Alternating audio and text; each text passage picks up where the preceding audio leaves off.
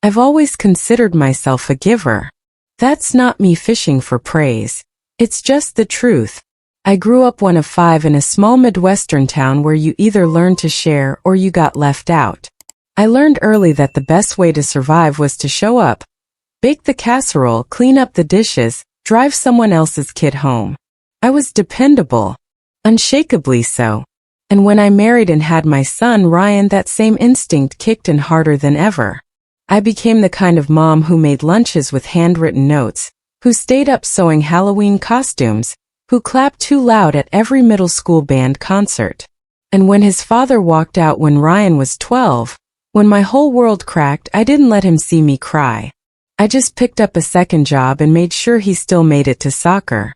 I say all that not to ask for sympathy, but so you understand the sheer depth of what I gave, of what I still give. Which is why what happened this Christmas hit me like a punch to the stomach. Started with a phone call. December 5th, a Tuesday afternoon, cold and gray.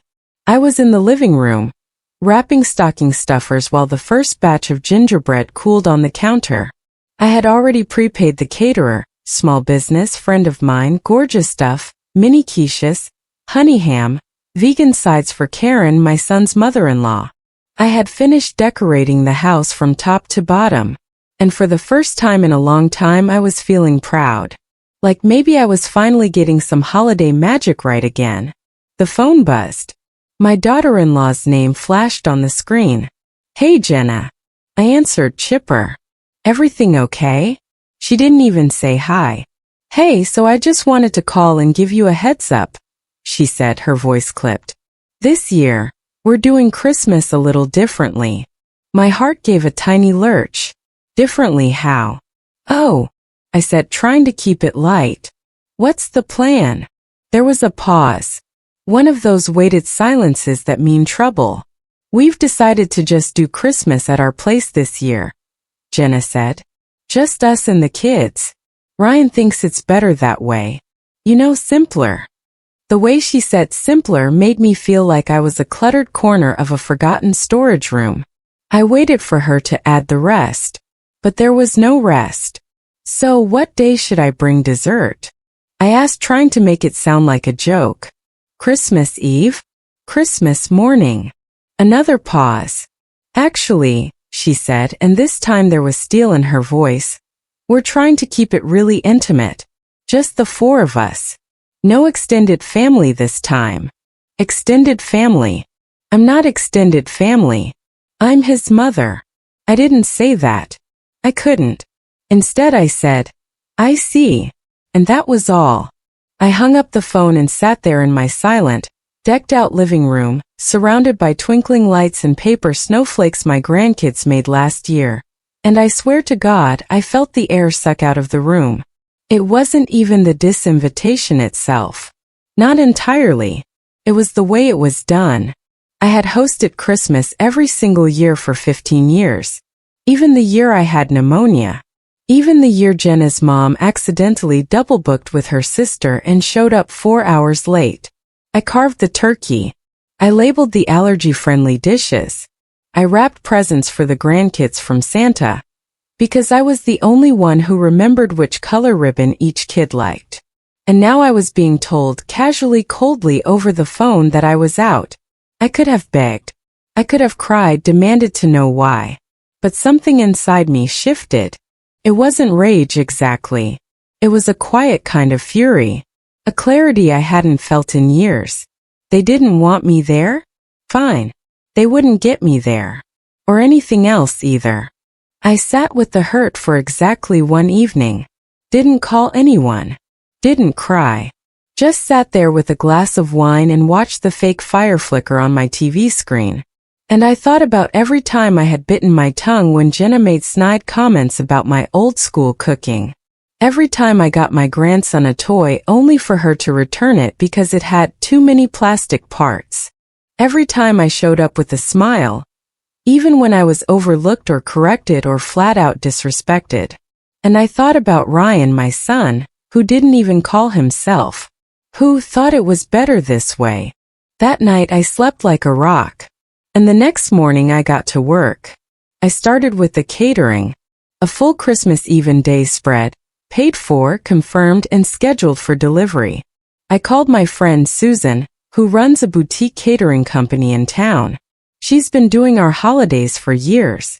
Makes a fig and goat cheese crostini that Jenna once called shockingly refined. Which, let's be honest, was the nicest thing she ever said about something I arranged. Susan, I said, something came up. I need to cancel the Christmas order. She didn't even ask why. Just said, say no more, hon. You want credit or refund? Refund, please. Done. Next, I called the mortgage company.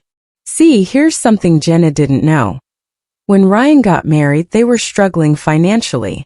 Jenna had big ideas, a white glove wedding, homeownership by 30, private preschool for the kids, and Ryan, bless his heart, didn't have the kind of job to make that happen. But I did. I had refinanced my house quietly and taken out a second loan.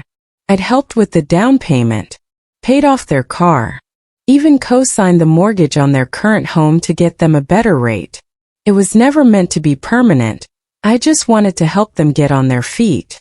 But the agreement was that if anything went sideways, if they defaulted or disrespected the boundaries, we'd revisit. Legally, I had that right. So I called the bank. I didn't pull the plug, not yet. But I put a freeze on my end of the account and flagged it for review. Is there a specific concern? The rep asked. Yes, I said. Emotional mismanagement of assets. She chuckled. Got it. That day I made a list. I listed every task I had taken on for them. Gifts, events, last-minute babysitting, financial aid, grocery runs, school pickups. I itemized it like a spreadsheet in my head. A decade of invisible labor. Then I stopped doing all of it. No reminder texts for Ryan's doctor appointments. No picking up Jenna's gluten-free flour just in case they came over. No setting aside hand-me-downs. No filling out the kids' holiday reading logs, because Jenna's been swamped. And I'll be honest, it felt weird at first. Like muscle memory suddenly interrupted. I'd conditioned myself to believe that being useful was the price of being loved. But you know what happened? Nothing. They didn't notice. Or if they did, they didn't say a word. And that's when it really hit me. I was a service, not a person. December 23rd. 2 days before Christmas. I was making hot cocoa when my phone buzzed. Jenna. I let it go to voicemail. Then Ryan called. Then Jenna again. Then her mother, Karen. Finally, I answered. Ryan's voice came through strained. Mom. Hey. Weird question. Did you, cancel the catering? Yes, I said simply. A pause. Why? Because I'm not invited to Christmas. Right, but Jenna thought you might still send the food. Just to be nice. That sentence nearly knocked me over. She thought I'd still send the food? For an event I'm not even invited to. She didn't mean it like that. How did she mean it then? Silence. That afternoon, Karen showed up at my door. Yes, Jenna's mother. Sweater set, hair shellacked. Pearls always a little too tight around the neck. She didn't even knock. Just opened the door like she always does. Well, she said, setting down her handbag, you certainly made a statement. I'm not sure what you mean. The catering. The mortgage stunt. Jenna is beside herself. Is she? I said, stirring my cocoa. Karen gave me a look. Don't you think you're being a bit petty? Petty is being told I'm not welcome and still expected to bankroll the party.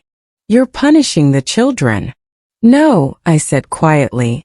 I'm protecting myself. Something I should have done a long time ago. Christmas morning was quiet. No grandkids tearing through gift wrap. No forced politeness over lukewarm coffee. No last-minute errands because Jenna forgot to buy batteries again.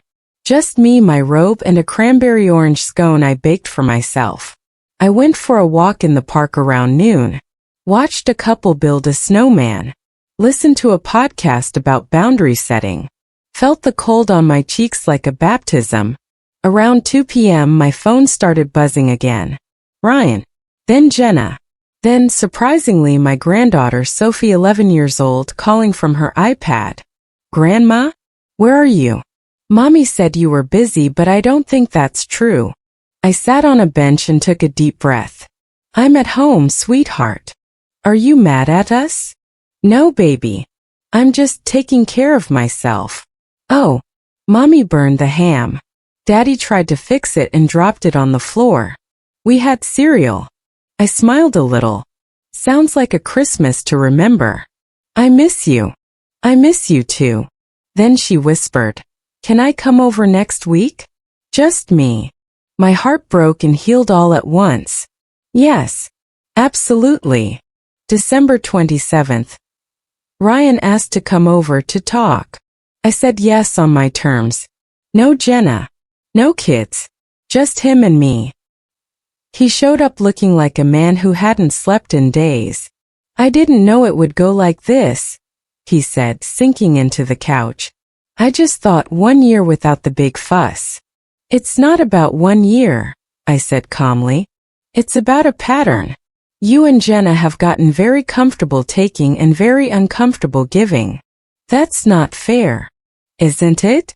Tell me when the last time you asked how I was doing was, or brought a dish to dinner, or thanked me for the mortgage cosign.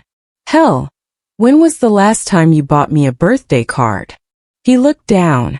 I never wanted you to feel excluded, he said. But Jenna, she feels judged. She says you make her feel inadequate. I've never judged her. I've just quietly filled in the gaps she left.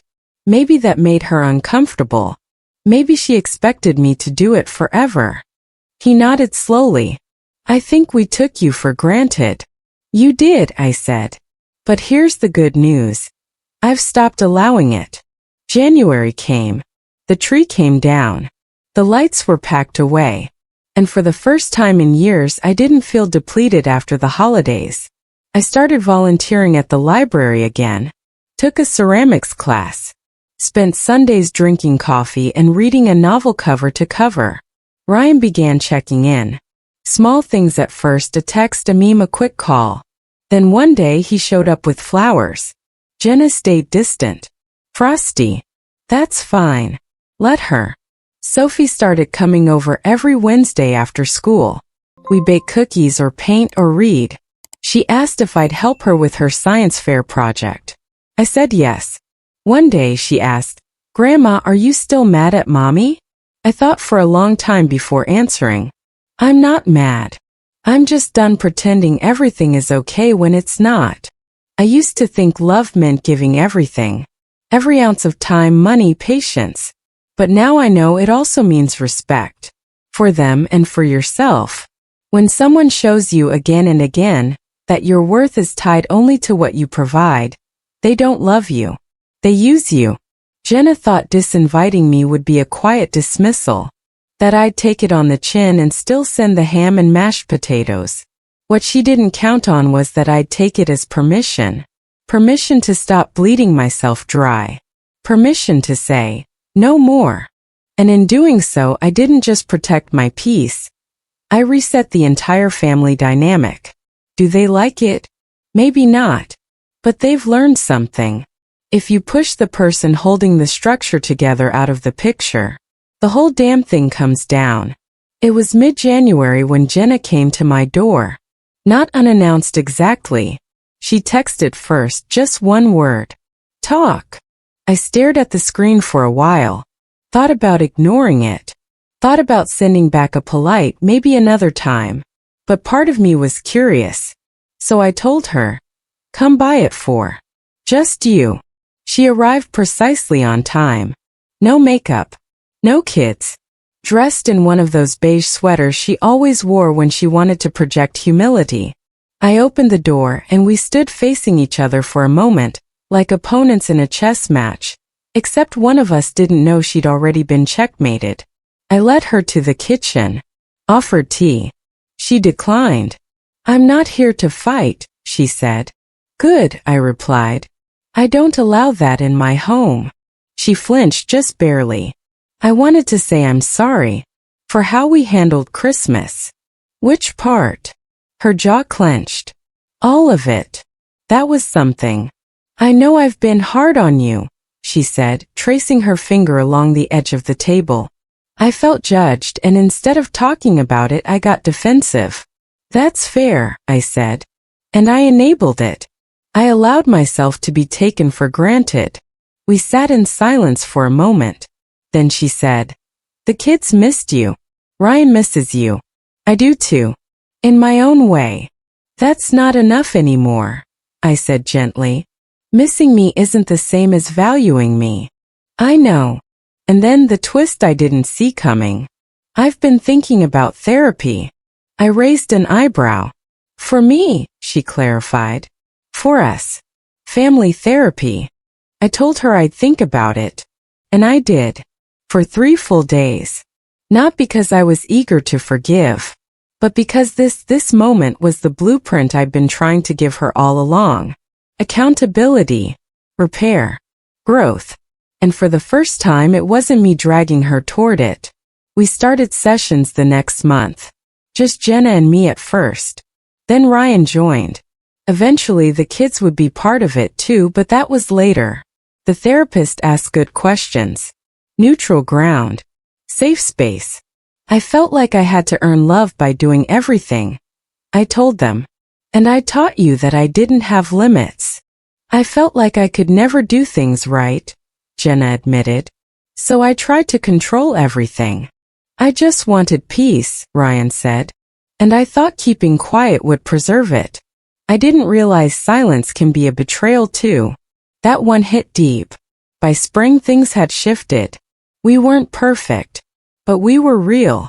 And real was better than the brittle politeness we used to fake. Jenna began including me in decisions, not just events. She asked for my recipes, not to judge them but to learn. She let me say no without sulking. That was new. Ryan apologized for the years he let me carry the emotional load. I didn't need a grand gesture. I just needed to hear him say, "I see it now." And the grandkids? We built our own traditions. They still do Christmas morning at home, but the next day? That's Grandma Day. Pajamas all day. Cocoa with whipped cream. Home movies, popcorn, and the stories I used to keep to myself. Here's what no one tells you about setting boundaries. First, it feels like losing. Like rejection. Like punishment. But if you hold steady, if you choose self-respect over temporary peace, you win something bigger. You win yourself. Christmas was never about the ham or the candles or the Pinterest perfect table. It was about showing love. I just forgot that love without mutual care is just performance. So no, I didn't go to Christmas that year. But I did something better. I taught my family how to treat me. And I reminded myself that I'm not just a mother, or a helper, or a background character in someone else's story. I'm the whole damn plot twist. This year, the invitation came in early November. Handwritten. Thoughtful. "Would you do us the honor of joining our home for Christmas?" I smiled, folded it, and set it by the stove. "I'll go this time. On one condition. I bring the dessert only if I feel like it."